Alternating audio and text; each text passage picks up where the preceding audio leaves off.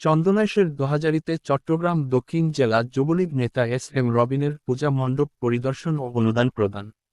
মোশাররফ হোসেন মিশু, চন্দনাইশ প্রতিনিধি।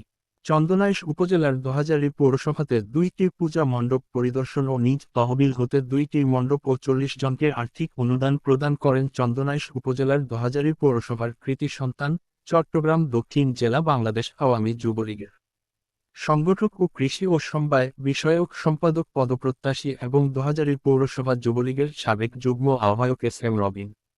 এ সময় পূজা মণ্ডপ পরিদর্শনে তার সফর সঙ্গী হিসেবে উপস্থিত ছিলেন দোহাজারী পৌরসভার 3 নং ওয়ার্ডা লীগের সহ সভাপতি মোহাম্মদ ইদ্রিস, যুগ্ম সাধারণ সম্পাদক মোহাম্মদ মোর্শেদ, দোহাজারী পৌরসভা লীগের কার্যকরী সদস্য মোহাম্মদ ইসহাক, 7 নং ওয়ার্ডা লীগের যুগ্ম সাধারণ সম্পাদক মোহাম্মদ খোরশেদ, বিভিন্ন পূজা মণ্ডপের পূজা উদযাপন পরিষদের সভাপতি ও সাধারণ সম্পাদক সহ আওয়ামী লীগ, যুবলীগ, ছাত্রলীগ ও অঙ্গ সহযোগী সংগঠনের নেতৃবৃন্দ।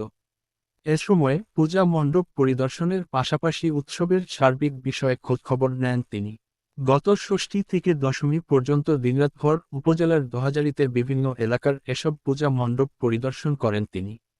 পরিদর্শনকালে তিনি পূজা কমিটির নেতৃবৃন্দের সাথে কুশল বিনিময়ে, সনাতন ধর্মাবলম্বীদের সাথে শারদীয়া শুভেচ্ছা বিনিময় করেন। পাশাপাশি উপজেলার 2টি পূজা মণ্ডপে ও 40 জনকে তার নিজস্ব তহবিল থেকে আর্থিক সহযোগিতা প্রদান করেন।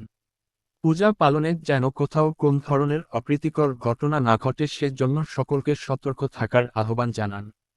তিনি বলেন, ধর্ম যার যার কিন্তু উৎসব সবার। বাংলাদেশ অসাম্প্রদায়িক চেতনার দেশ। বাংলাদেশ ধর্ম বর্ণ নির্বিশেষে সকলে আমরা এক হয়ে পথ চলি। প্রত্যেকের ধর্মকে আমরা সম্মান করি।